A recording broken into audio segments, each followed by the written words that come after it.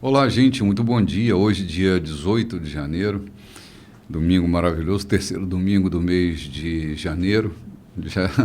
Dezembro já se aproxima mais uma vez e o tempo não para, uma correria, mas Deus tem sido bondoso conosco, tem nos sustentado, tem nos dado a palavra que dá direção para a nossa vida, tem falado conosco.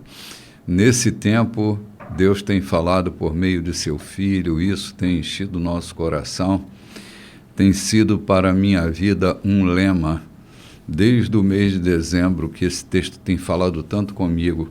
E nós já estamos terminando a carta aos Hebreus, estamos já lá no capítulo 13, mas ainda me lembro do primeiro versículo dessa epístola maravilhosa que tem tomado o nosso tempo todo, tem enchido a gente de esperança, palavras poderosas temos aprendido nessa epístola. Eu saúdo a todos com paz, sejam bem-vindos ao programa Café com Bispo, nesse primeiro mês do ano de 2026, e venho também com meu querido amigo, pastor João Silveira. Muito bom dia, pastor. Olá, querido. Bom dia, querido bispo, bom dia, companheiros, e bom dia a você que está do outro lado a nos ouvir, muitos de vocês, fidedignamente, todos os domingos, das 7 às 9 da manhã, participando conosco desse programa que a gente tem feito, não para desenrolar, não para desenvolver um projeto da igreja, mas para alcançar os corações daqueles que nos ouvem, né? Sim, verdade. Lorde Nogueira, querida amiga, seja bem-vinda, sempre muito bom estar perto, que bom que você está por aqui. Opa, obrigada, meu bispo, pastor João, e você que está nos ouvindo, fique ligadinho até o final, não desligue o seu rádio, ok? Prepare a sua mesa e olha, não esqueça de estar conosco também no YouTube, dando seu like, convidando outras pessoas também a ouvir, né? Porque uma fonte é um canal hoje fundamental, né? Se você não pode ouvir todos os domingos pela rádio, mas nós estaremos lá no YouTube, você pode nos acessar a qualquer hora, não é isso? E o nosso canal... O nosso canal, qual é o endereço? É o @Igreja da Colheita. @Igreja da Colheita, no Instagram e no YouTube. No YouTube, sim, é Igreja da Colheita. Igreja da Colheita, ok? Compartilhe, você pode aí acessar, dando um like, porque assim as pessoas vão entender, bispo, que é importante, que nós temos também importância. Claro, outras pessoas precisam ouvir essa palavra, ter também esse conhecimento, precisam também desenvolver o seu perfil espiritual, sua capacidade de entender a palavra de Deus, né?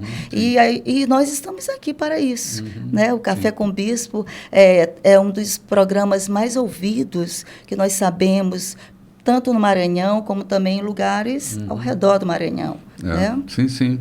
Tem sido espalhado, na verdade, pelo mundo todo. Pelo né? mundo inteiro. Há muita gente de outros países também participando, porque cai na rede social, você não tem mais domínio de nada, né?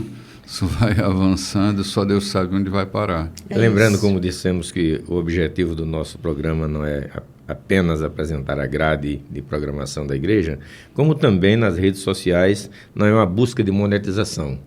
É simplesmente o desejo de proclamar a palavra de Deus de forma bem audível, de forma bem explícita. Eu, particularmente, descobri que eu entendia tão pouco daquilo que lia na Bíblia, mas a partir do programa, a gente debatendo, 3 companheiros, ouvindo sugestões, a gente vai abrindo o entendimento, e o meu conhecimento, o meu entendimento hoje sobre a palavra de Deus, especialmente sobre o Novo Testamento, tem sido milhões de vezes mais do que aquilo que eu li apenas como devocional ou como obrigação religiosa. Diz que palavra mole em alma dura, tanto bate até que fura. Como essa palavra tem regado o nosso coração, né? Eu concordo 100% contigo, pastor, porque tem sido uma fonte de inspiração para nós, né? Para a nossa vida, né, velho? É que eu saio do programa, desculpa entrar novamente, saio daqui do programa e à noite eu vou remoer tudo aquilo que a gente passou Eu ouço o programa e vou repassar tudo aquilo que a gente aprendeu, tudo aquilo que a gente falou, que o outro disse que a gente não via, né? Eu tinha um amigo que dizia que, célebre pastor, que às vezes a gente vai caminhando sem conseguir enxergar, mas quando o outro foca a lanterna, o caminho se torna mais claro, né? Então, às vezes, o companheiro foca a lanterna num texto que a gente não tinha tanta visão e aquilo desenrola. E aí o crescimento tem sido isso, não só aqui no programa, mas depois que eu chego em casa eu vou remoer passo a passo e aí o entendimento vai se alargando, né? Sim, sim. Bom, nós já estamos aqui no capítulo 13 da epístola, bem no versículo 7, que a gente vai ler e comentar a leitura desse texto, já que a gente está indo versículo por versículo, né? Tentando dissipar o máximo qualquer borrão na exposição do Evangelho, né? A gente vai indo passo a passo e já o versículo 7 do capítulo 13 diz assim, né, Loide? Tenham consideração para com os pastores que deram a vocês a palavra de Deus. Observem como eles vivem e permitam que a fidelidade deles ensine vocês, bem como a verdade que eles defendem. Devemos ser persistentes, porque Jesus não muda. Ontem, hoje, amanhã, Ele é sempre o mesmo. Muito bem, vamos dar uma paradinha aqui. O caminho do Evangelho, gente, é um caminho de uma liderança inspiracional. Assim deve ser, não é? Todo líder deve inspirar aqueles que ele lidera ao caminho. Não é uma liderança arbitrária, mandatária, mas é uma liderança onde, com sua própria vida, você inspira outros a caminharem na mesma frequência, na mesma cadência, na mesma dimensão que você. Então, o escritor aos Hebreus nos lembra que deve haver uma consideração com aqueles que nos instruem no Evangelho, aqueles que nos fundamentam a palavra, que com a vida deles, não é uma vida que inspira, não é uma vida que cria desconfiança, que cria medo. Pelo contrário, a vida de todo líder do caminho é uma vida que produz inspiração para um viver abençoado. E a lembrança é, considerem esses, tenham respeito por eles, né? Celebrem a vida deles, porque eles são uma inspiração para vocês. Essa é a primeira consideração que eu estou fazendo dentro do texto que a gente leu, dessa liderança inspiracional. Não uma liderança hierárquica, institucional, mas é entregando o Evangelho na própria vida, né, João? A vida vira uma inspiração. É lamentável, e eu não vou querer falar no assunto, porque de fato acontece hoje. Quando o escritor aos Hebreus se reporta dizendo: lembrai-vos dos vossos pastores que falaram a palavra de Deus. É lamentável o que tem acontecido, e como eu disse, eu não vou comentar porque dói o coração da gente o que tem acontecido, palavras que não têm sido a palavra de Deus, mas tem sido, na verdade, um fato religioso ou outra coisa qualquer. Mas, como comentou o bispo Renato, eles devem ser fonte, eles foram. O escritor aos Hebreus está escrevendo aos cristãos judeus da diáspora, né? Foram espalhados por todo o mundo e nessa dispersão eles encontraram Pedro, encontraram Paulo, encontraram Barnabé, encontraram João, encontraram João Marcos, encontraram Apolo, encontraram tantos outros que lhes transmitiram a palavra de Deus, que tiraram eles do conhecimento seco da lei para conhecerem de fato a Cristo. O bispo Renato, na abertura do programa, evoca o versículo 1 dessa carta. Ele começa a dizer que hoje Deus fala por Jesus Cristo. E durante todo o contexto da carta, o escritor traz, na verdade, toda a lei, todos os mandamentos, todos os regimentos para Cristo. E agora ele fala que ele não mudou. Ele continua sendo o próprio Cristo, E a tristeza que a gente tem é daqueles que, na verdade, não apresentam o Cristo, na verdade. Apresentam as suas convicções e qualquer coisa. E sobre o exemplo daqueles que ministram a palavra. Uhum. Eu não quero falar daqueles que hoje têm trazido escândalo, mas eu quero incentivar aqueles que estão no caminho, aqueles que estão na fé, aqueles que estão aspirando o ministério, que busquem, sobretudo, antes de qualquer outra coisa, ser inspiração para aqueles que estão esperando dele, ou estão esperando de si uma palavra, um comportamento inspiracional. Uhum. É que o caminho não é um varejo, né, Lloyd? O caminho não é um varejo. O caminho é um deslocamento pela vida que não segue a ordem do capitalismo selvagem que transforma sentimentos, princípios em mercadoria. É interesse, né? Então, nós não estamos falando do que hoje é, mas do que é. Né? Do que tem se tornado em alguns lugares que o caminho virou uma grande bodega, né? Um grande varejo, onde se vende bugiganga. Nós estamos falando de líderes que têm compromisso com a palavra. Isso. Na verdade, quem está falando é o escritor aos Hebreus, né? Ele fala, observem. Uhum, exato. Observem esses que têm um compromisso, que introduziram vocês na palavra. Uhum. E que a vida deles é uma inspiração. Gente, é isso aqui. Não é uma inspiração, tire seus olhos dele. Porque nós estamos seguindo a gente que nos inspira a viver o Evangelho. Liderança cristã é liderança inspiracional. Se a gente tem uma liderança que, ao invés de nos inspirar, nos incomoda, nos inoportuna, gera em nós medos e inseguranças, não é uma liderança que devemos imitar. Não é o estilo de vida que a gente tem que usar como parâmetro de referência. Não é referência, ponto, não é referência. Porque o nosso foco está na liderança inspiracional. É muito interessante quando o autor ele diz, observem, né, como eles vivem. Observar primeiro, prestar atenção. Sim. Observar nós observamos com os olhos, com os ouvidos, prestamos atenção, né? E depois ele diz, depois disso, você vai o quê? Permita. Aí você pode permitir.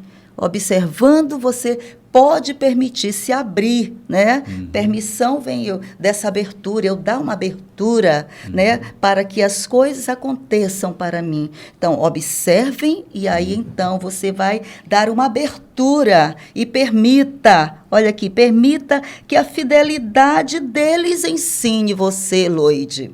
Permita que a fidelidade, que o caminho que ele está trilhando, que o ensino que ele está ministrando possa ensinar você. Então, é muito bonito quando ele diz assim e é profundo ao mesmo tempo. Não é apenas só bonito, né? Mas é um método. Né? Aqui está um método. Né? Observar e permitir que o ensino chegue. Observar e permitir. Eu sou uma aluna, eu observo, vou aprendendo, mas com a melhor aluna é aquele que permite ser ensinado, né, meu bispo? Sim. Que permite ser Lloyd, ensinado. Eu diria assim que ser o exemplo não é a melhor maneira de se fazer, é a única.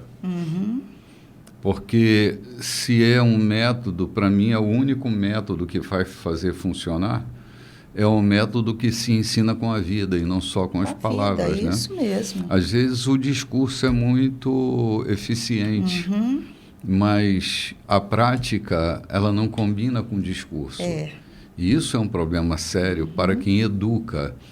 E em se falar em educação no Evangelho, a gente não educa só com boas lições didáticas, né? A gente ensigna pela vida, pelo modelo que a gente deixa. O legado é deixado por uma inspiração de modelo. Perfeito. Se eu quero um legado transferido, não pode ser que esse legado esteja desassociado à minha vida, né? A pregação do Evangelho, ela é insuficiente quando ela vai só para o discurso da oralidade. Isso mesmo. O Evangelho, ele é tão grande, vaza por tantos lados da nossa vida, que se ele não passar pela prática da nossa vida, se a nossa vida não for uma pregação do Evangelho, estaremos insuficientes diante de tanta grandeza. O que dizemos, o que proferimos na tribuna, Ivan. Eu quero lembrar não que... se sustenta, né, João? Nós temos uma palavra que vai para o passado, quando diz lembrar dos pastores que vos falaram. Uhum. Ou seja, aqui em off, antes de abrirmos o programa, eu estava falando de uma sentença que eu vi de um pastor a quem eu considero muito na minha vida, a quem eu tenho muito respeito pela sua memória. Uhum. Aquilo que me falou ele no tempo em que convivemos junto por quase 20 anos, hoje para mim ainda repercute na minha vida. Uhum. Ou seja, não só aquilo que falamos, mas aquilo que deixamos, na verdade, incutido pelo nosso viver, pela maneira de agirmos. Uhum. Quando o texto diz aquilo que você falar, lembram, prestem atenção, façam memória sobre aquilo ou sobre o viver daqueles que transmitiram a palavra de Deus a vocês. Uhum. Façam memória, recordem, vejam que legado, que exemplo de vida eles tinham. Uhum. Ou seja, eu vivi com esse digníssimo pastor que, quando a igreja tentou dar um carro a ele de presente, ele rejeitou e disse, não, eu até aceito o carro, mas que fique em nome da igreja e que ele seja patrimônio da igreja, a serviço da igreja, quando eu precisar, para serviço da igreja. Então, eu hoje lembrar que esse legado ou esse comportamento digno de um homem é impossível que eu não imite. Uhum. É impossível que eu apenas lembre com uma vaga lembrança. É preciso, é necessário que eu tenha em mente e siga, na verdade, esse exemplo para que o meu legado também fique aos outros e para que tudo vá bem em roda em volta de mim e não tenham de que me acusar, na verdade, de estar solapando o patrimônio da igreja. Uhum. Sim, sim. Dentro desses 2 versículos tem um segundo ponto, que é que nós sejamos persistentes, porque Jesus não muda. Essa coisa de Jesus não muda é uma coisa muito atual, né? Nós não temos um Jesus que é diferente. Quando ele diz que ontem, hoje e amanhã, ele é sempre o mesmo, a questão é que, como o pastor João dizia ainda há pouco, o Jesus de ontem, aquele que andou sobre as águas, que ressuscitou o morto, que purificou o leproso, ele não está estagnado nas linhas de uma literatura. Ele operou lá e a literatura registrou essa operação de ontem. Nossas reflexões escatológicas nos empurram para um Jesus de eternamente, né? Uhum. Aquele que virá. Então, é fruto da nossa fé escatológica. Ele virá buscar a sua igreja. Agora, o Jesus de hoje, ele é resultado, João, daquilo que o seu corpo faz em nome dele sobre a terra. Depende muito do nosso posicionamento, de como é que o Jesus de hoje está acontecendo, né? Nas instâncias da vida. Às vezes eu paro para me perguntar, é mesmo Jesus? Foi ontem? Porque você fala naquilo que ele fez, mas eu quero falar também naquilo que os seus seguidores de imediato fizeram. Uhum. A sombra de Pedro curava enfermos, né? Uhum. Pedro curava coxo. A sombra de Paulo, os aventais de Paulo curavam enfermos, expulsavam demônios. Ou seja, não ficou só no Cristo em pessoa, ficou naqueles que o seguiram. E por que hoje pouco se vê isso acontecer? Como estamos manifestando Cristo hoje? Como estamos apresentando Ele hoje? Será que estamos apresentando Ele hoje para um eternamente? Eu, no princípio da minha fé, eu fui orientado que devia catequizar as pessoas para o Evangelho para que não perecessem, para que tivessem a vida eterna. E esse era o único objetivo, ir às ruas, às praças, pregar o Evangelho falando de vida eterna e de castigo eterno. Quando eu me deparo com isso aqui, eu lembro que o hoje, a presença dele hoje, o curar enfermos, o ressuscitar mortos, o limpar leprosos, o mudar o mundo caótico que nós vivemos, é a ação do Cristo através de nós. E a gente tem se fugido disso, lamentavelmente, a gente tem se negado, tem se escudado no eternamente. O ontem aconteceu, e o eternamente nós estamos catequizando pessoas para levar para uma eternidade sem se incomodar com o hoje, que ele deve estar presente, curando enfermos, limpando leprosos, ressuscitando mortos, mudando a imoralidade do nosso Estado, do nosso país, do nosso governo, ou de onde quer que seja, até dentro das nossas próprias igrejas. João, tem, assim, bom, você é consciente disso, embora você não tenha citado, que uma das coisas que não pode faltar no Cristo de hoje é aquela condição ética do amar, não é? De manifestar misericórdia, compaixão, respeito pela vida. É esse Jesus de hoje que muda realidades.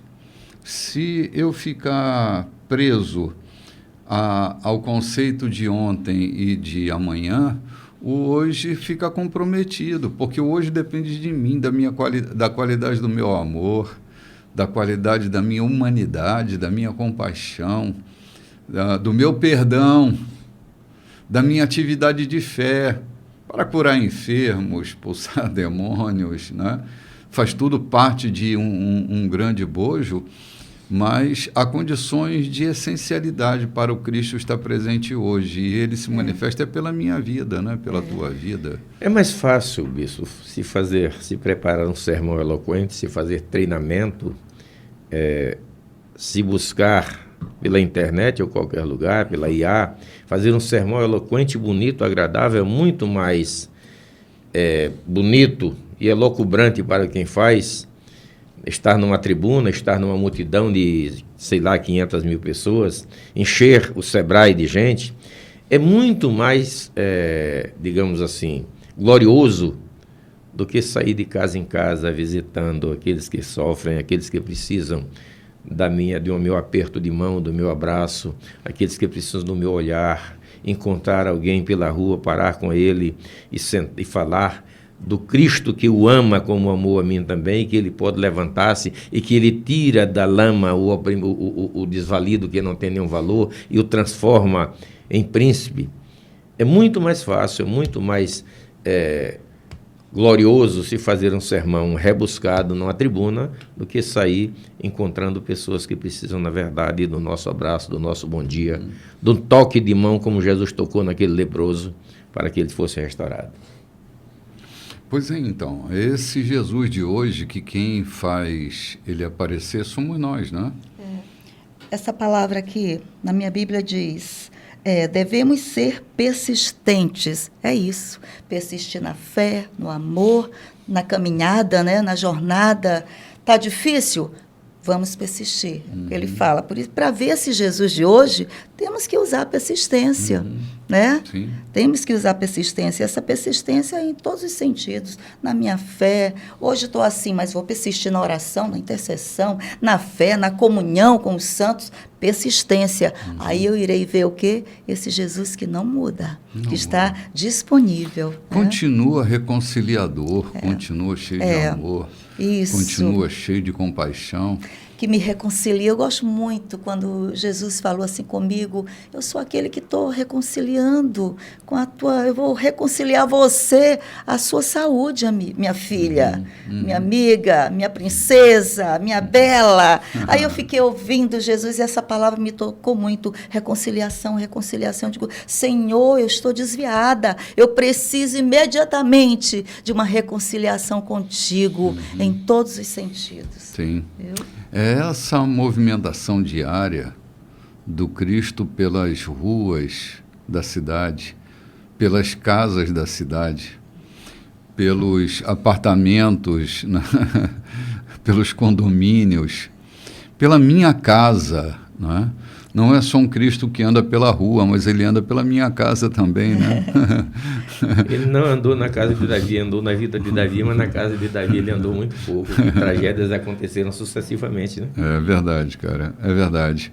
Então, gente, Jesus continua o mesmo, ontem, hoje e eternamente. Que a gente não se esqueça disso, a gente vai tomar um cafezinho e volta já já.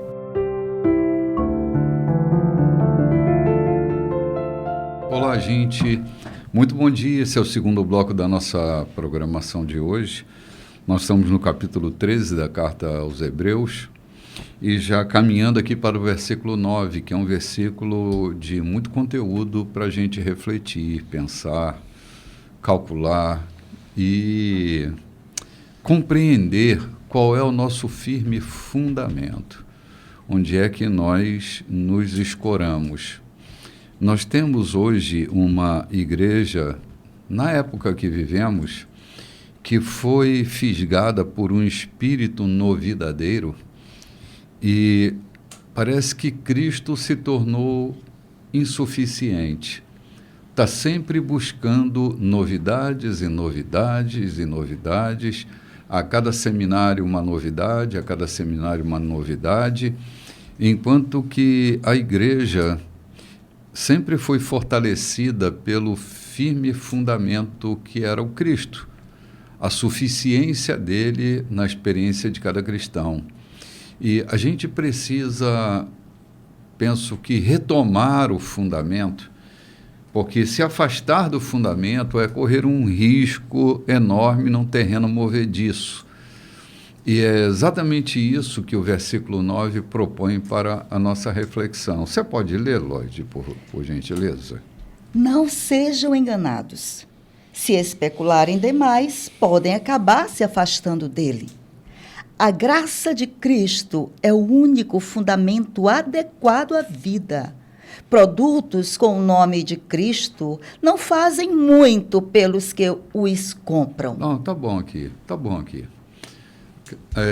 Gente, a gente precisa ter uma visão crítica de tudo aquilo que a gente tem ouvido, de tudo aquilo que a gente tem presenciado, para que a gente não se perca dentro do que eu estou chamando de espírito novidadeiro, João. A versão que eu tenho aqui chama doutrinas estranhas. Exatamente. As doutrinas estranhas são resultado da busca de um espírito novidadeiro. Então, a gente está sempre encontrando nas especulações que se faz, porque especular é sair do que é fundamental, daquilo que é essencial.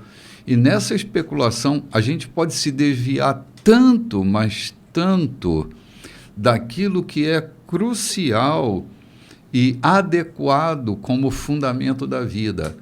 O escritor aos Hebreus diz que a graça é o único fundamento adequado para a vida. E vai chamar de produto com o nome de Cristo. Produto com o nome de Cristo não é o Cristo, é um produto em nome dele. Essas inadequações podem até se chamar Cristo e parecer espiritualidade, João, mas é bugiganga vendida no varejo. Então, simples aí, é produto chinês rotulado de original. Sim. Produto rotulado de original que tanto... O paraguaio. Vem pelo Paraguai, mas na verdade é chinês. O governo, eu falo da luta, de quanto gasta o governo brasileiro para combater a entrada desses produtos não originais. Você vai ali na 12 de março, ali, sabe, 12 de março no Rio de Janeiro. Não, São Paulo. São Paulo. A 25. Você vê, 25 de março, você vê aqueles milhares e milhares de lojas vendendo produtos maquiados, produtos que não são originais e que parecem muito original. Eu, por exemplo... É contrabando, né? Eu, por exemplo, tive dúvida com uma série de produtos, estive por lá, de uma série de produtos que me parecia originalíssimo. Tênis, camisa e etc. Parece originalíssimo. Não é diferente, o escritor está chamando aqui, já naquela época, de doutrinas que são vendidas em nome de Cristo. Em nome. Ou seja, tem um rótulo como tem aquelas mercadorias. Sim. Mas não tem, na verdade, a consistência na originalidade que tem essa mercadoria. Ele fala, a versão que eu tenho, fala que não vos deixe em redor de vocês, ou em redor por todos os lados, nos congressos que você vai, na convenção que você vai, o sistema que opera, trazendo doutrinas estranhas. Porque há muito produto vendido em nome da fé que não é. Aí eu vou nominar alguma coisa aqui, porque não há ninguém a acusar. Vem a síndrome do dente de ouro, né? Do passado o paletó e todo mundo cair. Isso são doutrina inventada, que não serve para nada, a não ser para criar uma comoção, para criar uma esfera de emocional dentro da igreja e dizer que é o poder de Deus. Mas para que serve? Qual é a consistência que existe nisso? Eu posso pagar para colocar um dente de ouro na minha boca, mas eu vou esperar, eu vou orar. Eu vi disso, eu vou orar para que Deus me dê um dente de ouro, para me parecer precioso, para me parecer escolhido por Deus, para me parecer preferido de Deus. E que leva, que testemunho eu posso dar esnobando um dente de ouro, se eu posso fazer muito mais pegando daquilo que tenho e levando aqueles que necessitam, pegando o meu tempo e indo em encontro daqueles que precisam para manifestar a Cristo. Como eu manifesto Cristo a forma mais autêntica de manifestar a Cristo? É mostrando que eu caí na igreja, a filmagem de que eu fui impactado pelo poder, porque o paletó de fulano passou sobre mim, o manto passou sobre mim, e eu caí, ou eu levar a minha atenção, meu abraço devido àqueles que precisam. João, verso 9 parece uma denúncia a um grande balcão de negócios da fé, né? Parece que é essa denúncia, que há um balcão, há um comércio sendo estabelecido, onde se vende bugiganga com a rotulação, né, de um produto que não é original, não tem originalidade. Fala-se até em nome de Jesus, mas a originalidade não há. Eu estou sublinhando aqui na minha Bíblia que a graça de Cristo é o único fundamento adequado à vida. Se eu perco essa centralidade de Cristo como fundamento da minha vida, eu me perco na vida. Porque tendo Ele como o firme fundamento onde a minha vida se move, eu estarei sempre seguro, porque é um solo seguro, é uma rocha. Mas quando eu me aparto desse único fundamento adequado à vida, eu vou ficar à mercê de um mercado de mercadorias irregulares, com rótulos, sim, mas o conteúdo completamente comprometido com a fraude, a fraudulência. Contrabandeadas, então, que sei lá de onde vieram, né? Sim, sabe lá de onde. É como essa crise do álcool aí, né? Gente bebendo, indo para o coma, indo para o coma, com bebidas adulteradas, né? Adulterar o fundamento é correr o risco do coma, porque não fazem muito para aqueles que o compram. Entende o balcão posto? Tem gente comprando essas mercadorias. Sim.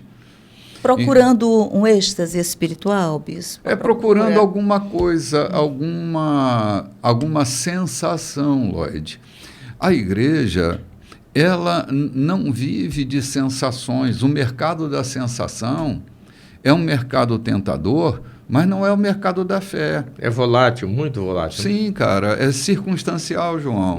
É por um culto, é por um orgasmo no culto, é por uma delícia no culto, não é para a vida.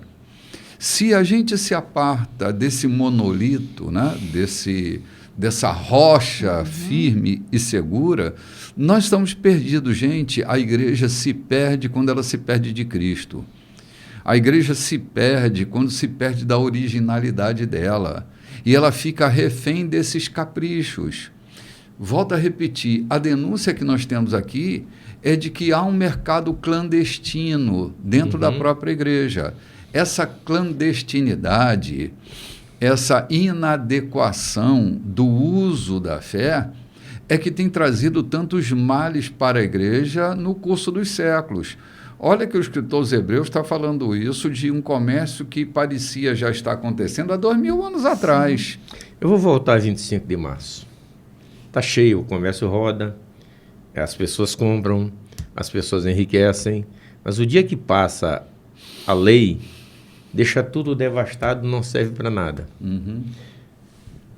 O que está falando aqui o versículo 9 é que só o coração deve fortificar-se na graça, porque alimentos que não servem para nada se aproveitam. Digamos, passa a lei, passa a polícia, passa a fiscalização e as lojas ficam tudo tapera e não serviu mais para nada. Cadê a consistência?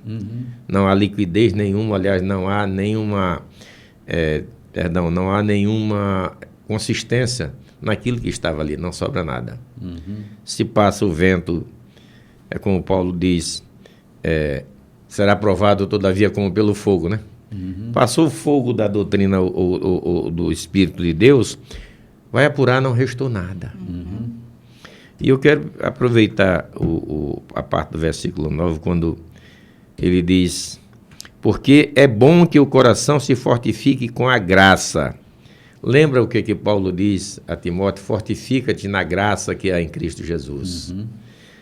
Fortificar-se, alimentar-se da graça, ter o coração preso ou atrelado à graça divina, evita-nos dessa banda de bugiganga de comprarmos contrabandos religiosos pregados por aí de qualquer forma. Sim, João, eu vi, e Lloyd, eu assisti uma reportagem recentemente sobre os agrotóxicos no alimento. E o cara que estava fazendo a experiência, ele dizia assim, não adianta lavar, não adianta deixar de molho, porque quando o agrotóxico entra, ele entra e vai para a estrutura da planta. Vai para a estrutura da planta. Então não adianta lavar, não adianta deixar de molho no vinagre, na água sanitária, porque o agrotóxico ele vai para as estruturações da folha, da fruta, e passa a fazer parte do corpo da fruta, do corpo da hortaliça. Então, qual é o grande problema? É que nessa reportagem estava se abordando como os cadáveres estão demorando a se decompor. Por quê? O corpo do cadáver ele está cheio de substâncias plásticas, porque comeram aquela verdura, aquele legume, aquela fruta, cuja estrutura já estava cheia de agrotóxico, que entra na corrente sanguínea, vai para os músculos, e o corpo não se decompõe por causa desse produto que invadiu aquilo que eu comi. Então, usando isso como uma figura metafórica, o grande perigo dessas bugigangas, né, dessas delícias, é que elas vão para a nossa estrutura. Elas não partem só daquela experiência daquele dia. Elas entram nas nossas estruturas, fazendo com que a gente se torne contaminado estruturalmente. Não é alguma coisa que a gente toma um banho e lava. Vai contaminar as nossas estruturas. Estruturas mentais e estruturas eclesiásticas. Sim. Espirituais, né? Espirituais e eclesiásticas. Contamina a estrutura eclesiástica, a igreja, a denominação. Sim. Contamina tudo, porque aquilo passa a fazer parte da estrutura. Escorre para dentro, não é? Fazendo com que o conteúdo seja contaminado. E isso é um problema planetário, um problema grave que nós encontramos na singeleza, na pureza do Evangelho, na simplicidade. Então, é preciso ter muito cuidado, não é frieza, é cuidado. Com aquilo que a gente tem por alimento espiritual. Se foge de Cristo... Cara, eu tenho dito, e às vezes acho que eu sou mal compreendido, mas eu tenho dito e volto a repetir com toda a consciência crística que há em mim. Não basta que seja um discurso sendo sustentado pela Bíblia, precisa passar por Cristo. Se não estiver em Cristo, estará comprometido. É um risco. É um risco. Eu posso estar comendo plástico sem saber. Isso mesmo. Eu posso estar contaminando minhas estruturas espirituais com tanto perigo da contaminação e eu já não serei mais o mesmo. Cara, as mudanças no alimento, né, tipificam muito, representam muito aquilo que a gente está falando de espiritualidade. Hoje, quando a gente come um pão de trigo, um pão francês, que trigo? As modificações genéticas já foram tão severas que a gente não tem mais um trigo, né? Por que esses grandes problemas alimentares hoje? Intolerância à lactose, intolerância a glúten, intolerância. Porque a modificação genética, gente, a adulteração da genética do Evangelho, de Cristo para qualquer outra bugiganga, para parecer que né? É esse rótulo, né? Com o nome de Cristo, né? Produtos com o nome de Cristo, adulteração, adulteraram e colocaram o selo chamado Cristo, mas não tem nada a ver com Cristo, tem a ver com qualquer outra coisa, mas não tem mais a ver com Cristo. Então, se a nossa função, né, de pôr o Evangelho, se apartar desse fundamento, né, adequado à vida, nós estamos perdidos e fazendo muitos se perderem. Eu quero me apegar quando você diz,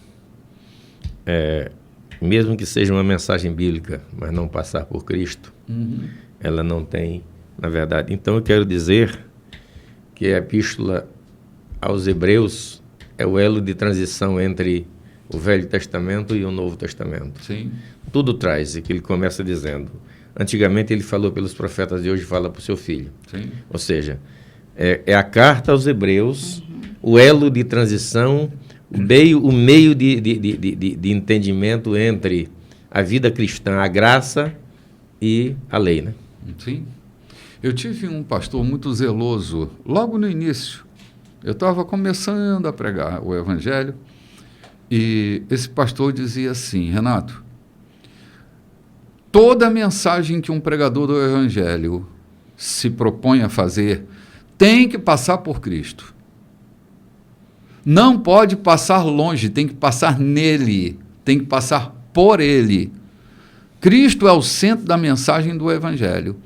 Se você for tentado a ensinar e a pregar alguma coisa fora de Cristo, não é mensagem do Evangelho.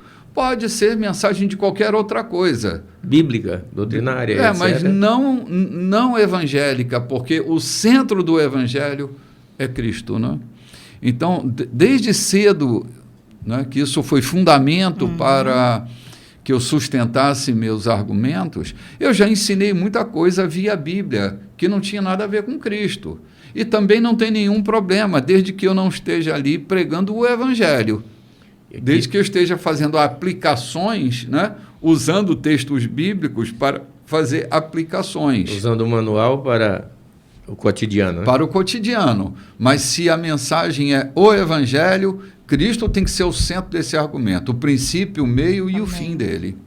E eu observo, bispo, a quantidade, as configurações que existe hoje no mercado, né, de tanto... Vamos falar em produtos mesmo, né?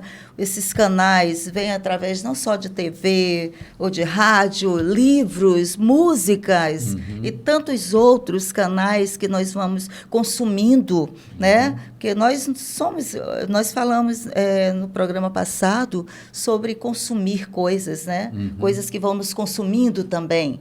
Consumimos coisas que vão que nos consomem, né? Então, aqui, quando ele fala desse produtos com o nome de Cristo, mas que não fazem muitos pelos que compram, né? que chegam através dos nossos olhos, a nossa visão. Nós somos esses seres, né? Que gostamos de imagem, de cores. Somos esses seres que gostamos de sabores, né? Somos tocados por aquilo que sentimos, o cheiro bom das coisas. Mas quando ele diz aqui, persistam, ele diz observem. Ele usa bem isso aqui, observem, e persistam em observar, né? Então, nós temos que usar esses canais e fazer a apuração disso que Deus nos deu, né? Esse corpo se tornar um canal de inteligência para ter o discernimento. Será que isto que eu estou assistindo é um produto que vai me potencializar na fé, no meu comportamento, vai trazer mudanças? Ou é um agrotóxico em minha vida? Será que esta música, isto que chama de louvor, será que isso está me levando para mais perto desse meu Senhor? Isso é louvor, isso, né? É um louvor. Isso agrada a Deus. Deus se agrada com isso que eu estou consumindo. Ou será que Deus está falando que eu estou sendo consumida, por isso que eu estou comprando no meu dia a dia? De repente, esse agrotóxico que você está ouvindo pode até espantar alguns insetos danosos à folhagem. Mas o que é que ele vai me trazer depois para a estrutura comprometida, exatamente, né, envenenada. Ou seja, músicas que nos elevam, que nos tiram a tristeza, que nos tiram a angústia do momento, mensagens que são apenas, muitas mensagens que são apenas para um momento de tribulação que estamos passando, mas podem ser verdadeiros agrotóxicos que estão entrando na gente. Mas eu estou com uma coisa presa aqui na cabeça, que está me doendo aqui. Sério, o bispo fala de que qualquer mensagem que não é evangélica não é a mensagem de Cristo. Há uma grande denominação na nossa cidade, no Brasil inteiro, mas não sei se é só na nossa cidade, que tirou do seu nome de placa evangélica. Não é mais igreja evangélica. Eu não sei porquê. Agora me preocupou seriamente. Eu vim pensar nisso. Eu pensei que fosse só uma questão de estética. Mas será que, na verdade, a fuga do evangelho ficou ali só a administração? Porque não é mais igreja evangélica. Antigamente era igreja evangélica, tá aí, etc. Hoje não é mais evangélica. Esse título, esse nome foi tirado do seu rótulo. João, talvez... Bom, não sei nem do que você está falando. Mas quando você fala, eu passo a pensar que, às vezes, esse estigma, né, do movimento evangélico, né, tem sido tão mal interpretado que alguns estão escapando de serem rotulados, né, são cristãos, mas essa denominação evangélica, porque assim, a fé no evangelho não é exatamente a mesma fé dos evangélicos. Os evangélicos têm fé que nem no evangelho está. É essa, às vezes, a questão, né? Se eu fosse me classificar hoje, não sei se eu sustentaria o nome evangélico no sentido do conceito sociológico de evangélico, né? De protestante. Né? Me considerar protestante, eu protesto contra o que exatamente, né? Então, sobre esses conceitos sociológicos, eu não sei se o conceito de evangélico está muito adequado ao evangelho. Pode não estar. Pode não estar. Então, se eu não me identifico com o mundo evangélico, né? Não tem como eu sustentar um rótulo que eu não me representa, não me identifica, né? Talvez, né, João? Estou aqui lucubrando, né? Talvez. Eu também apenas trouxe a baila, porque pode ser também que lá no fundo seja a ponta do iceberg que está aparecendo. Ou seja, eu já não tenho mais o evangelho no meu bojo, então já não há mais, eu tenho que pregar a Bíblia e etc. Que Cristo vem, vai me levar para a eternidade, etc. Mas é o evangelho viver em si, combatendo Porque o evangelho tem o poder e a finalidade de combater as injustiças, injustiça social, injustiça moral, qualquer injustiça, o evangelho tem o poder. O evangelho, sim. O evangelho, entendeu? E essa denominação, aliás, esse codinome evangélico, Supunha-se que era exatamente isso. Supunha-se, João, aqui é que está, né? Para mim supunha-se. Eu também supunha isso, eu não suponho mais. Pois é. Hoje eu já tenho uma clareza em mim que essa era só uma suposição. Porque você vê os grandes escândalos econômicos aí na política, em tantos outros caminhos, que não sustenta essa verdade que a gente supunha. Entende? Não tem sustentado. Então, me representa? Não me representa. Esse modelo não me representa. Eu sou de Cristo. Eu sou radicalmente de Cristo. E sou evangélico no sentido do evangelho. De Cristo. Não sou evangélico nominal. Não sou evangélico nominal no sentido de que as distorções daquilo que eu supunha que era honesto, que era verdadeiro, que era tão claro, não é tão claro assim hoje, né? Mas também é uma crítica, pode ser até meio azeda da minha parte, mas é uma crítica que eu estou fazendo. Não precisa ser a verdade, né? Eu não preciso ser dono da verdade. Vamos tomar um café, gente? E a gente volta já já.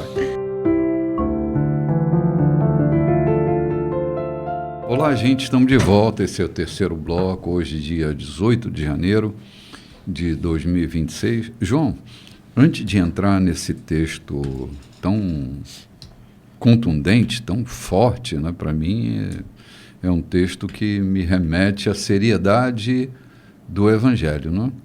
Eu queria lembrar que hoje é o terceiro domingo do mês de janeiro e já está acontecendo ali do lado de fora, no nosso auditório, o nosso café da manhã mensal, né? Primeiro café da manhã. Primeiro encontro de 2026. Sim. Que a gente gostaria que aqueles que nos ouvem lembrassem os seus familiares e trouxessem, mandassem para cá. Não se preocupem não com a alimentação, que tem sido farta, graças a Deus. É um café realmente de completo. É um café com alimentação, é um café com abraço, é um café com sorriso, é um café com a palavra. Na verdade, você não está sendo convidado aqui para receber uma lavagem cerebral, mas receber o nosso abraço, receber o nosso bem-vindo, o nosso acolhimento, participar da mesa com a gente e, se desejar, também ouvir a palavra que sai do altar para teu coração. Não perca, esteja com a gente. Pois então, Dona Lloyd, que texto espetacular a gente está se deparando, né? Sim. É o finalzinho da carta, nem vai sei se a gente sobrar da carta para o mês de janeiro todinho.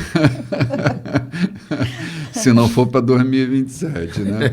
Porque olha o conteúdo daquilo que a gente tem explorado, né? A seriedade nessa centralidade de Cristo, né? O escritor aos Hebreus, ele coloca um selo sobre o centro de tudo, que é Cristo, né? Que depois de ler a carta aos Hebreus, não dá para tu pregar mais nada na vida senão Cristo e este crucificado, como dizia Paulo, né? E tantas denúncias, né? Aqui, sim, né? porque é desde. A gente está falando da contemporaneidade, mas essas inadequações, elas existem desde, né? Nós estamos falando do primeiro século aqui, estamos falando ainda daquele movimento da dispersão. A gente não está falando de nada que aconteceu ontem, mas, ao mesmo tempo, estamos falando do que aconteceu ontem, né? Porque essa corrupção do construto que os homens contemporâneos fazem tem espelho lá no passado, né? Olha o texto que nós vamos ler agora, verso 10, né? O altar de onde Deus nos envia o dom de si mesmo não se presta ao tipo de exploração praticada por gente desonesta. Vamos dar só uma paradinha aqui, no meio do caminho? Olha o que é que a gente está lendo. Gente, ninguém é dono do dom que recebeu. O dom é de Deus. Ele nos deu dele. Essa parte dele que está em nós é dele. E na operação do dom, não há exploração de quem pratica o dom de Deus. A gente não pode ser criatura exploradora, João, de uma graça que nos foi dada gratuitamente. Então, nos foi oferecida e ofertada para que nós usássemos como uma ferramenta para que o testemunho de Cristo pudesse acontecer. Então, não tem a ver com gratificação, porque eu estou usando essa graça que saiu do altar, saiu dele mesmo, desse altar, e eu estou como aquele que recebeu o dom para usá-lo no nome dele, para ele, para a glória dele. Então, não dá para a gente ser desonesto numa exploração a quem quer que seja. Então, vamos entender aqui. Eu tenho encontrado muito aí por esse mundão. Traficante, usuário, depravado, com nome famoso na sociedade pelos seus males, pelos males que cometia, por exemplo, o tráfico. Aí depois conhece a Cristo e autenticamente conheceu a Cristo e tornou-se profissional da tribuna para contar o seu testemunho e receber ofertas a partir do seu testemunho. Ou seja, vai vivendo, ou vai viver, deixa qualquer atividade. Ele não tinha outra atividade a não ser tráfico de drogas. E deixou de traficar drogas, tornou-se cristão e agora vive da tribuna de igreja em igreja, dando o seu testemunho e recebendo oferta para viver. O que se confronta com o texto que nós acabamos de ler? Sim. João, eu pastoreava uma igreja, só para corroborar contigo, eu pastoreava uma igreja e um dia eu recebi a ligação de uma pessoa que era agenciador de um personagem que era da TV e que estava desempregado, perdeu o emprego dele na TV e se converteu. Não estou questionando a conversão dessa pessoa. Também falei na conversão autêntica. Pode ter sido. Então, não é meu questionamento esse. Mas ele dizia assim, eu estou ligando da parte do fulano de tal para lhe dar a agenda dele. Eu disse, como assim? Não, é que ele está dando o testemunho dele por aí afora e tal. E eu falei, como é isso, né? Como que é? Ele disse, não, é porque assim, é só ajuda de custo que ele pede. Tipo, há 20 anos atrás, mais de 20 anos atrás, é só R$500. Cara, quando R$500, hoje R$500 já é uma... Mais de R$5.000, etc. É só uma ajuda de custo de R$500 para ele ir aí. Eu falei, ajuda de custo? Mas que ajuda de custo alta é essa? Não, é só para o combustível. Cara, nem que esse cara usasse pó de ouro como combustível, dava R$500, que na época não era os R$500 de hoje, né? E eu fico pensando, que comércio é esse? Né? É disso que eu estou falando aqui. Recebe do altar, ele diz aqui, o texto diz, ninguém... Como é que é? Repete aí, Lula, por favor. O texto, a leitura. O altar de onde Deus nos envia o dom de si mesmo não se presta ao tipo de exploração praticada por gente desonesta. Pronto. Desonestidade, cara. Pode não ser nem mau caráter. Pode ser desonesto por conta até do sistema que o levou a ser desonesto. Sim. Sistema religioso que ele passou a frequentar, que ele passou a viver, aonde ele foi introduzido, lhe incentivou.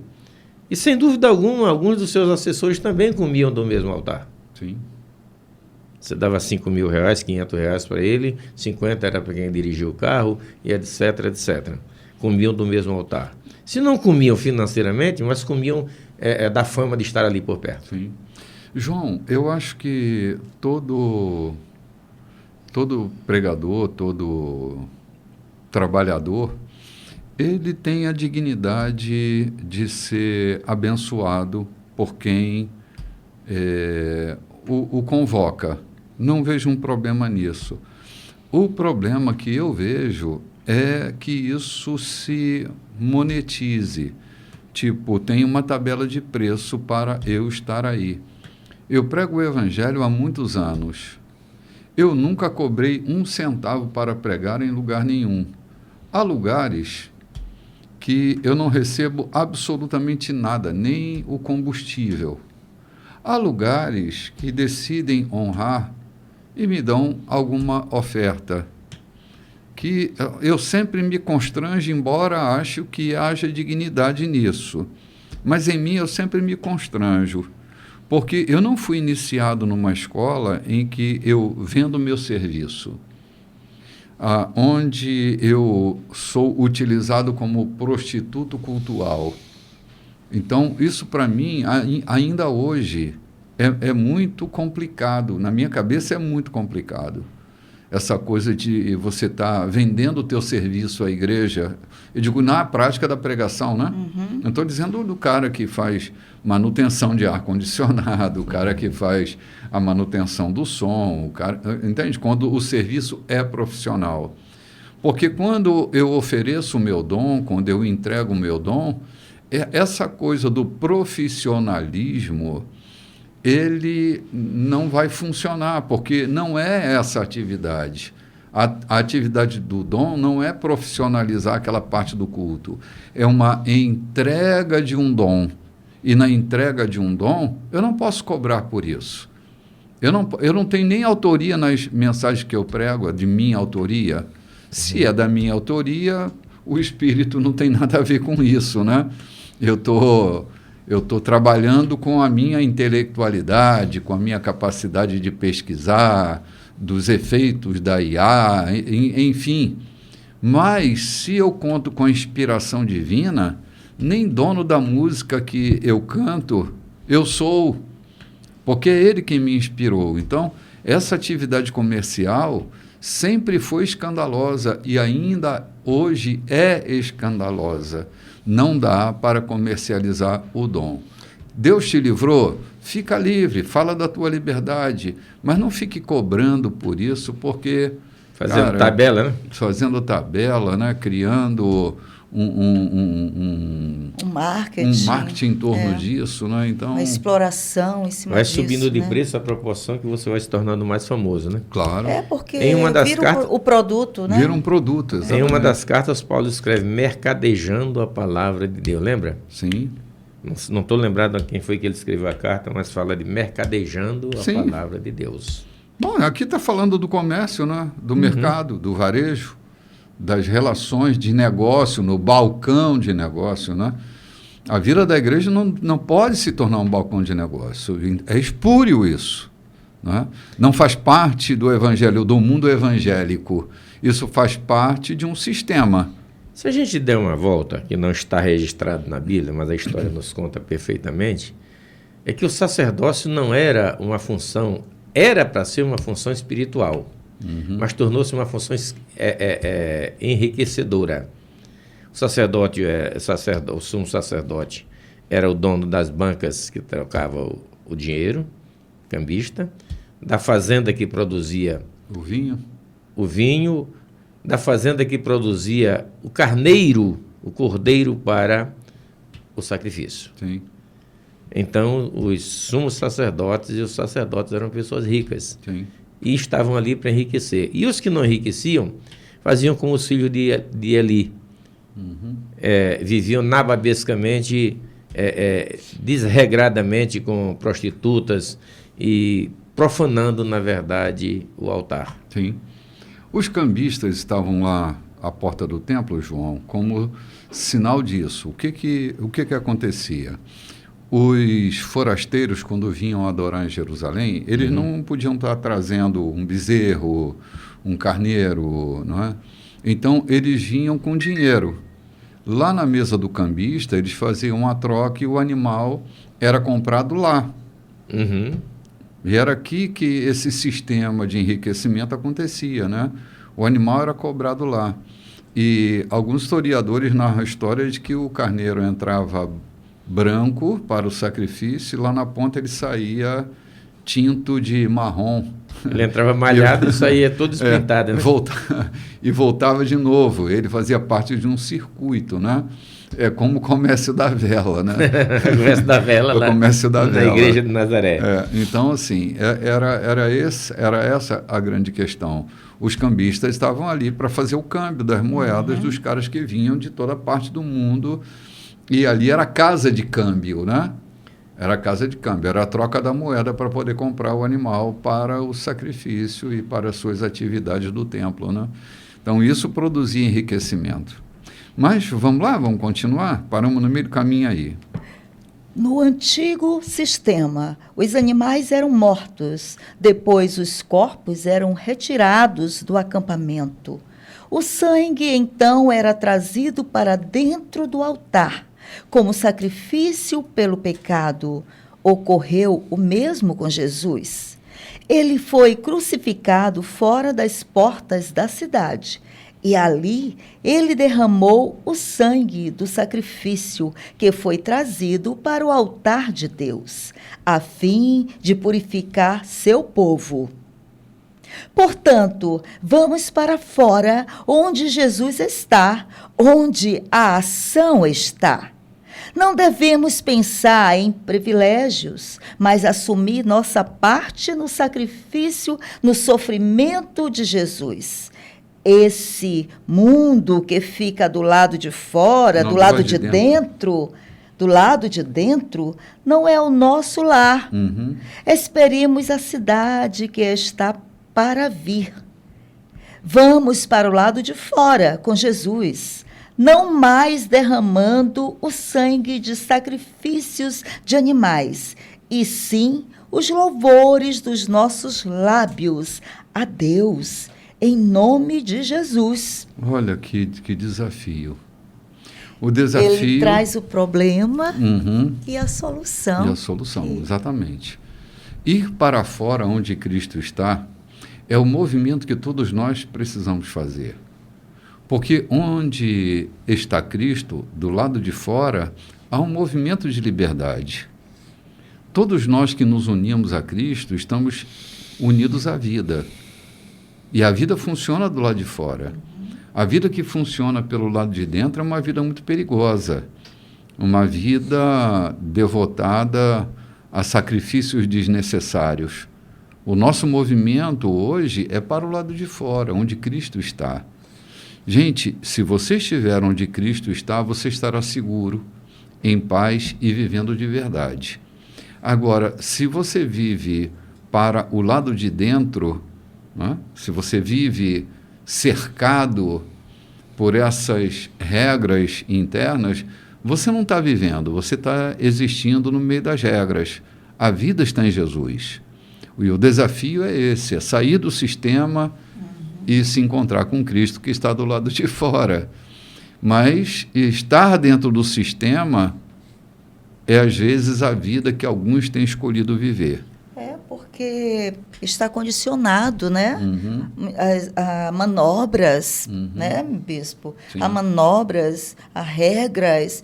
Parece que se sente mais seguro estar ali dentro, né? Enquanto do lado de fora te permite uma liberdade de ação, de um olhar sobre as outras coisas que não estavam ali diante dos seus olhos.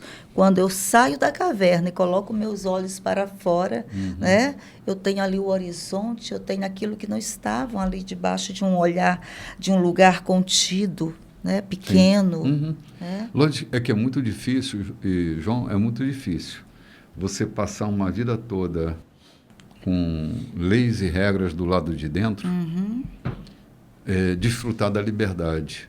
A liberdade dá um medo danado, porque a pergunta é o que eu vou fazer? Eu não sei o que fazer. A liberdade, ela é perigosa, porque se você está condicionado pelas regras do lado de dentro, você não sabe mais o que fazer quando estiver livre do lado de fora. Então, há pessoas que preferem o lado de dentro, porque o lado de dentro é muito bem detalhado nas regras. E o lado de fora, você tem que estar unido a Cristo para viver uma vida de liberdade sem escravidão. Né? Tem que aprender a renunciar, tem que aprender a usar a cruz. Então, é uma vida desafiadora, mas é a melhor vida que a gente consegue. É a vida em Jesus. Quantos escravos na abolição abriram mão do seu direito de serem livres? Sim, não sabiam o que fazer, não? Porque tinham medo da vida lá fora. Na casa do seu senhor, mesmo trabalhando, eles tinham de abrigo e comida. Fora, com a liberdade, não sabiam o que fazer. Eu também entendo que ele está falando aqui levando a falar de pessoas que o seu cristianismo, a sua fé, a sua religião está dentro do sistema religioso e lá fora, quando negociam de forma espúria, negociam de forma exploradora, etc. Ele está dizendo, venham para fora com o cristianismo, com a vida, com o evangelho, pronto para mostrar da parte de fora aquilo que você podia ser da parte de dentro. Seja aqui fora aquilo que você poderia ser ou aquilo que lá dentro você cumpre.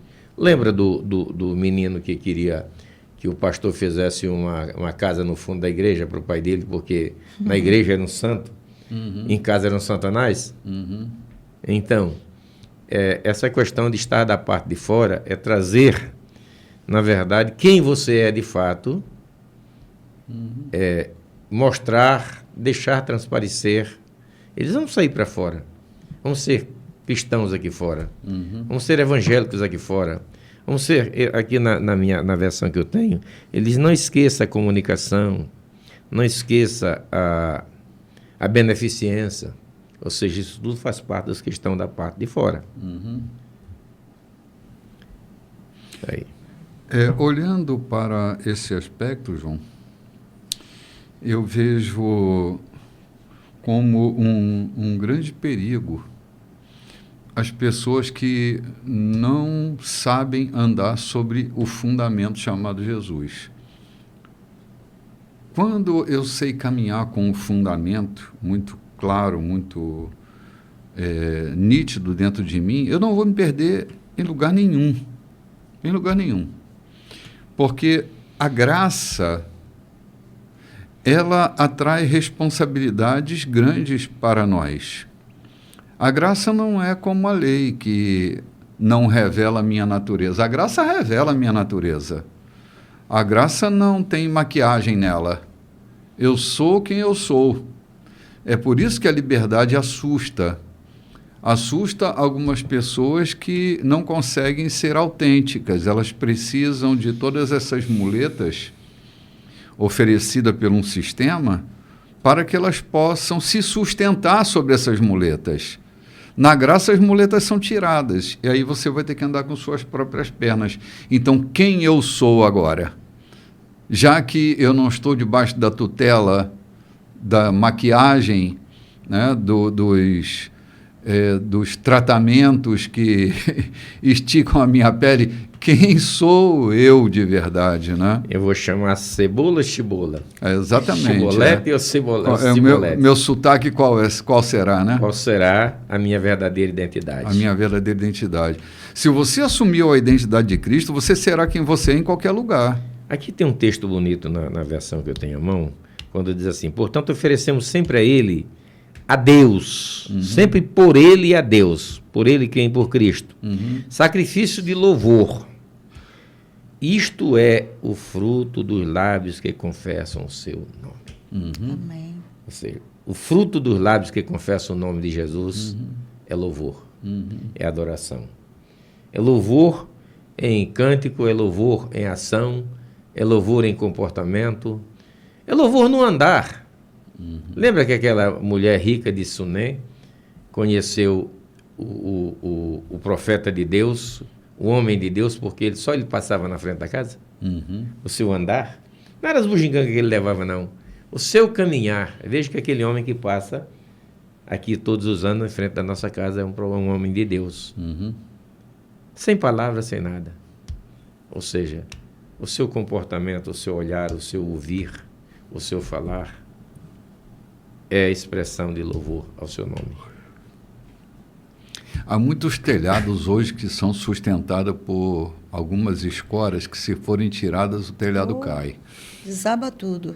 Eu pastoreava uma igreja e uma vez eu fui à comunidade visitar algumas casas e fui a uma casa de uma moça da igreja que, quando eu entrei na porta da sala, me deparei logo com uma escora de perna de três, chama aqui perna de três, João? Perna manca? Não. É uma madeira, né? Que estava sustentando o telhado. E logo na frente tinha outra. E tinha umas 5 escoras no telhado daquela casa. E eu disse, meu Deus, mais uma chuva e esse telhado cai. Porque ele está sendo sustentado por essas escoras. Aí fiz uma reunião com alguns discípulos queridos e decidimos derrubar o telhado e construir um novo, onde não precisasse de escora. E assim fizemos uma reforma e a casa já não precisava mais de escora. Andar com escoras na vida é semelhante a essa casa que eu visitei. A próxima chuva pode desabar tudo. Nós temos vidas restauradas, gente. Nós que estamos em Cristo somos novas criaturas. Nós não somos um telhado velho sustentado por um monte de pedaços de pau. Uma casa escorada. Uma casa escorada, não. A nossa casa tem vão livre. Amém. É liberdade. Você pode transitar sem essas escoras que atrapalham o teu movimento. Porque nós temos a pedra angular. Sim, ele é a pedra angular, ele é o fundamento necessário para que nem as paredes nem o teto caiam, porque novas criaturas é o que nós somos em Cristo Amém. Jesus. Caminhando com dignidade em qualquer lugar, na rua, na chuva, na fazenda, Amém. na casinha de sapê, onde você estiver, você será um homem livre, porque Cristo estará na sua vida. Vamos tomar um café e a gente volta já já. Olá, gente, de volta para o nosso quarto e último bloco. E nós estamos refletindo em profundidade. Tem sido um texto rico para nós. Olha o que diz o verso 16 desse capítulo 13 da carta aos Hebreus. Um texto para se pensar, não é? Um texto bom para a gente meditar. Não pensem que por achar que tudo está resolvido, poderão se tornar preguiçosos e não fazer mais nada pelo bem comum. Não, não. Compartilhem o que têm com os outros. Deus tem prazer especial em atos de culto, um tipo diferente de sacrifício, que tem lugar na cozinha, no local de trabalho ou na rua. Ponto. Ai, ai, ai. Espiritualidade. Espiritualidade cultica é uma espiritualidade extremamente limitada, é para dentro. Porque a espiritualidade é para fora. João, a graça que nos liberta nos responsabiliza. Eu não vivo na graça fazendo o que eu bem quero ou bem entendo. A graça que me... Não há liberdade sem responsabilidade. Liberdade sem responsabilidade não é graça. É vadiagem. Porque toda liberdade vai me responsabilizar.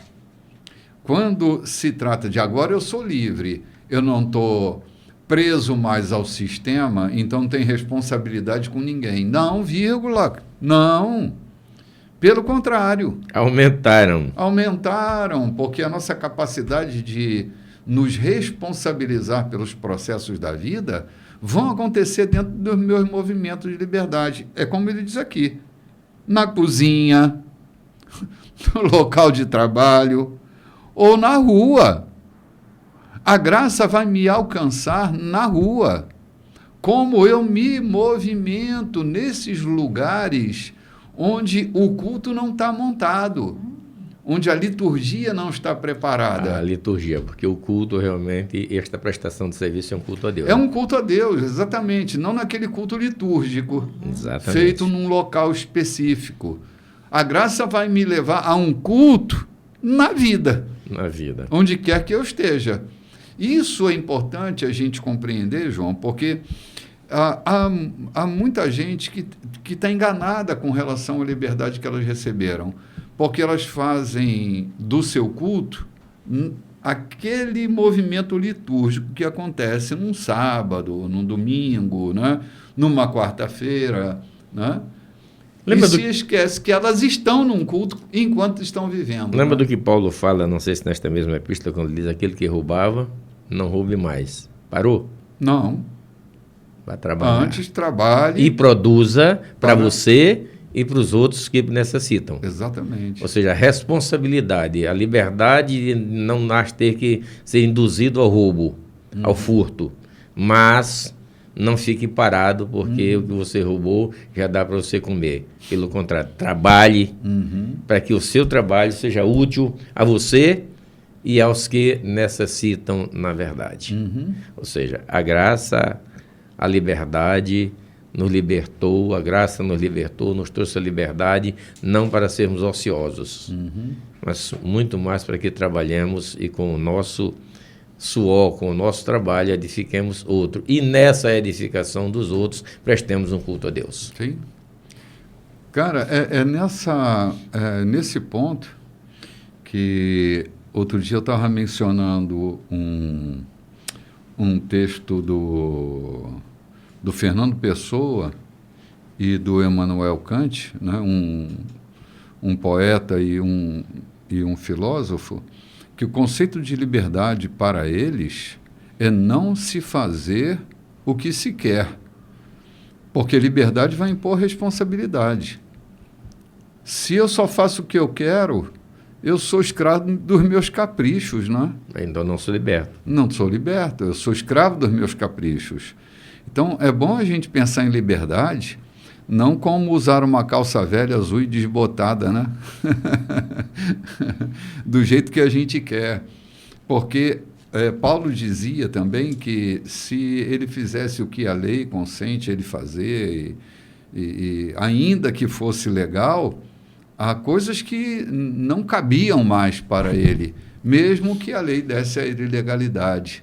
Então, ainda que a minha liberdade me consinta, né, eu tenho que ter responsabilidade para dizer sim ou não a essa liberdade. Fernando Pessoa que diz que a renúncia é a liberdade. Renunciar é abrir mão de um direito que eu tenho, se esse direito vai ferir, ofender ou criar algum embaraço para mim. Renunciar não é me torturar, é abrir mão de verdade, de boa vontade, em prol de algo maior. Todos os dois estão muito de conformidade com a palavra paulina da liberdade, do uso da liberdade com responsabilidade, né? Eu sou livre, mas eu preciso ser responsável. A liberdade não me tira a responsabilidade. Pelo contrário, ela me implica dentro da responsabilidade. Se eu não sou responsável, eu não sou livre. Porque liberdade implica responsabilidade, exige responsabilidade. E a graça é assim. Ela me dá liberdade, mas me implica na responsabilidade do uso dessa liberdade. Não é? Há coisas que me são lícitas, mas não me convém. Não cabe mais a mim. Não tem coerência mais com a minha vida, embora eu tenha liberdade. Mas eu não vou me deixar enredar, ser preso por redes, por nenhuma dessas coisas que me convém. Me convém, então está tudo bem. Não me convém, embora eu seja livre, então é melhor eu pensar de novo e tomar uma decisão e renunciar. Aí está a minha liberdade, né? Vamos avançar? Vamos. Sejam obedientes aos seus pastores. Ouçam o conselho deles. Eles estão atentos à condição da vida de vocês e trabalham sob a estrita supervisão de Deus. Contribuam para que a liderança deles seja alegre, não penosa. Por que tornar as coisas mais difíceis? Bom, uma pergunta, por quê? Né? Será que eu tenho que complicar para valorizar? Me deixa comentar aqui um pouco. Seja obediente aos seus pastores. Primeiro, não subserventes, nem concordando com os seus maus caratismos ou com aquilo que... Não, é estrita supervisão de Deus, né, João? É na estrita supervisão de Deus. Eu ouvi de um pastor um dia desse, de quem eu nem esperava me dizer isso, mas dizendo... Eu tenho dito a alguns que me procuram, o pastor ouve e vê coisas que a ovelha não consegue ouvir. O pastor vê o lobo. Não é a ovelha que vê e foge. É o pastor que vê o lobo à distância. Então, ele me disse isso, eu parei, opa, há uma certa razão, há muita razão nisso. O pastor vê coisas e ouve coisas Sim. de Deus e dos homens que os outros não ouvem e não vê. Então, aqui ele diz sobre a estrita supervisão de Deus. Ou seja, são pastores, quando ele fala de pastores, ele está falando de homens de Deus que vivem sobre a disposição de Deus para ouvir a Deus e transmitir e ter o cuidado com aqueles que estão pastoreando. Não é uma subserviência, não é uma opressão, Não é uma dominação. Uma dominação, outra qualquer coisa. É estar atentos. Na versão que eu tenho aqui diz: sejam obedientes aos seus pastores e ouçam o conselho deles.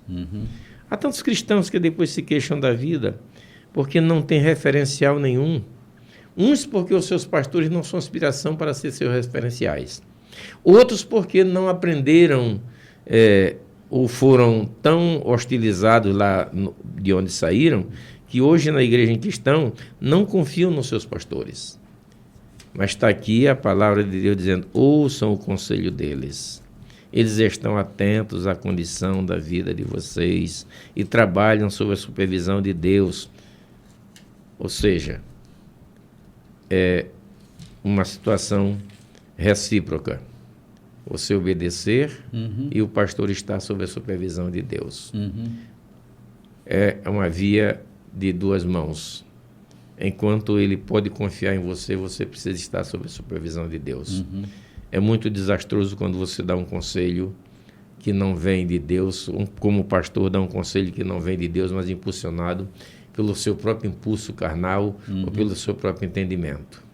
Isso você pode levar a ovelha, o ouvinte, o aconselhado, a um desastre. Você precisa estar sob, de fato, a orientação divina, sob o Espírito Santo na sua vida. E você, ovelha, deve ter cuidado, ouvir o seu pastor. Peça conselho. Há muita gente que está fazendo besteira por aí porque perdeu referenciais. Eu tenho procurado ser referencial à vida do meu povo, porque um homem sem referencial, um ser humano sem referencial, sem ter com quem se aconselhar. Eu estava numa comunidade, passei uma semana lá, e perguntei a um dos homens quase da minha idade: com quem você vai buscar um conselho aqui nessa comunidade para uma situação que você tem dificuldade? Ele parou e disse: infelizmente, ninguém. A quem tua esposa recorre se você estiver maltratando-a, se você estiver errado, ou se ela tiver alguma dificuldade na relação dela consigo mesma? A quem ela vai recorrer? Ele disse: infelizmente, também não tem referencial. É triste, é lamentável, mas foram verdades e eu perguntei porque eu já sabia. Então, nós, pastores, tenhamos, na verdade, essa disposição de viver sob a orientação divina para que aqueles que nos recorrem recebam de nós uma palavra digna, uma palavra que os conduza para o sucesso e não para o infortúnio. Né?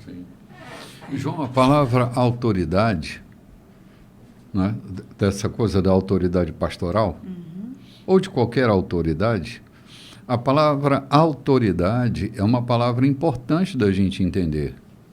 A autoridade nasce da palavra autor. Autor. Autoridade é andar na ordem do autor. Se um pastor usa da autoridade, se ele está sob a supervisão de Deus, se ele anda na ordem do autor, ele vai fazer o trabalho que o autor estabeleceu. Mas quando ele quebra o fundamento da autoridade, ele não está na ordem do autor, ele está criando sua própria ordem, ele está estabelecendo seus próprios padrões, ele não está mais debaixo da autoridade. Ele não funciona como autoridade. Ele vai funcionar como um mandatário, vai funcionar como um déspota, né? Narcisista. Fora da ordem do autor. Então, toda a autoridade pastoral numa igreja, ela está debaixo da ordem do autor, dessa supervisão divina. Se eu saio da supervisão divina, para conduzir o rebanho segundo a minha ordem e não sobre a ordem divina, eu perco a autoridade. Eu vou ser um déspota, oferecendo meu serviço de mandatário para aquela comunidade determinada. Então, todo pastor, na Igreja de Cristo, todo pastor deve estar debaixo da ordem do cabeça, que é aquele que legitima a autoridade. Ainda há pouco a gente estava em off, o pastor João estava falando sobre o uso da autoridade do nome de Jesus, né? Uhum. Eis aí vos dei autoridade, né? Se eu me movo na ordem do autor, eu tenho o resultado dessa autoridade aprovada por Deus. Mas se eu perco essa linha fina da ordem do autor, pode ser que eu esteja assumindo uma posição que não nasceu para eu estar lá. Essa é uma ordem espúria, é uma ordem fora da ordem do autor, não é autoridade. Veja bem. Que risco. Saul era rei em Israel. Uhum. Deus o escolheu. E muitos dos seus auxiliares diziam, o rei escolhido de Deus. Uhum. A certa altura da vida, Saul começou a fugir da orientação divina. Já não obedecia mais nem o profeta que era o seu mentor. Foi só desastre na vida de Saul daí para frente, foi só desastre, levou à sua morte por consequência do seu filho. Uhum. Então, desastres e mais desastres com ele e o povo de Israel que ele cuidava. Porque fugiu, na verdade, da orientação divina. Então, todas as guerras que ele inventava de criar, de levar, eram desastrosas. Deixou de andar segundo a ordem, deixou de ouvir o profeta que era o seu mentor. Uhum. Ofereceu sacrifício que não lhe era devido e levou o povo a um desastre. Qualquer pastor que, por descuido, começa a usar o seu próprio machado, lembra da história do machado de Eliseu? Um certo pregador português, Rogério Ramos Pereira, nos pregou certa vez, nos ensinou que aquele moço que estava com machado para cortar madeira no Jordão para a expansão do seminário dos profetas, da tenda, e aquele machado voou do cabo fazia muito tempo, e ele já estava batendo só com o cabo nas outras árvores para não parecer, supostamente para não parecer que ele não estava apresentando serviço, mas estava batendo com o cabo. Estava machucando. Perdeu o controle, né? Sim. Perdeu. A floresta olhou para ele e disse, ele é um de nós. Pois é, ele é um de nós. A floresta olhou para ele e disse, ele é um de nós. Não tenha medo que ele está com o cabo, é um de nós. Quando ele diz, o machado não era meu.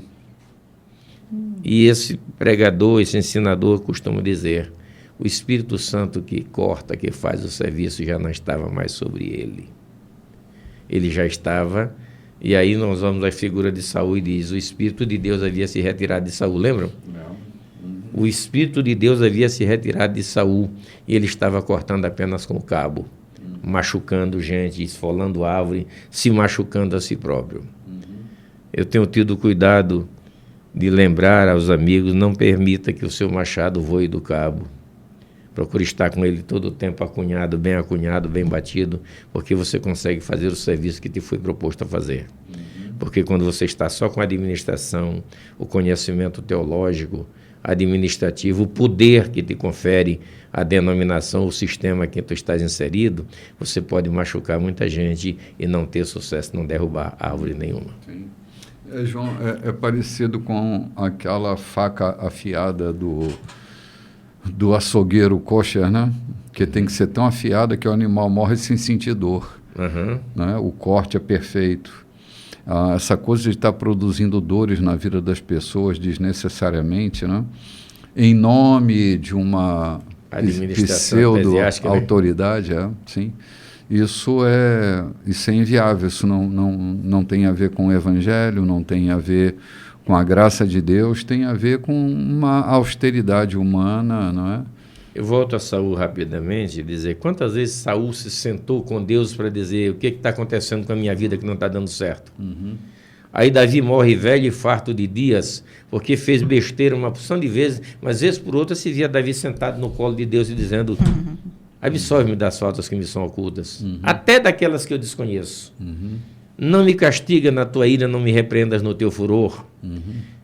Absolve-me das faltas que me são ocultas, ou seja, até daquelas que eu desconheço. Quantas vezes nós pastores, não temos tido o cuidado de ir a Deus para verificar que seja árbitro entre nós e aquilo que temos feito com as nossas, ou com as ovelhas que estão sob os nossos cuidados, com a administração que nos foi posta aos ombros, com a responsabilidade não só na igreja, porque eu creio que aqueles que são chamados por Deus para ser pastores não são restritos à denominação ou ao campo em que ele foi posto, mas ao mundo em que ele cerca. Isso inclui do governador, do presidente do país, a mais simples pessoa ao perâmbulo que anda na rua.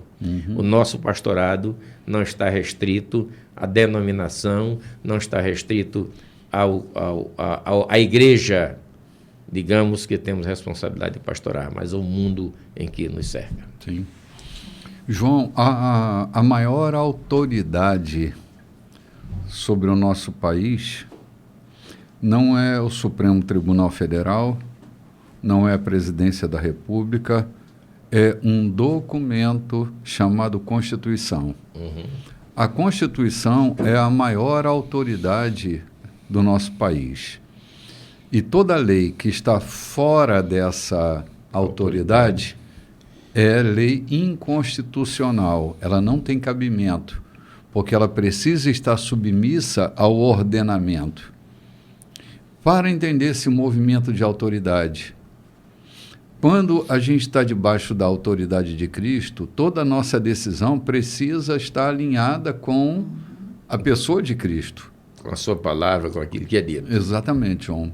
E tudo que é operado fora dessa nossa Constituição, que é Cristo, fora desse padrão, fora dessa regra máxima, que é Cristo, nós estaremos cometendo inconstitucionalidades, ferindo o princípio constitucional que é Cristo.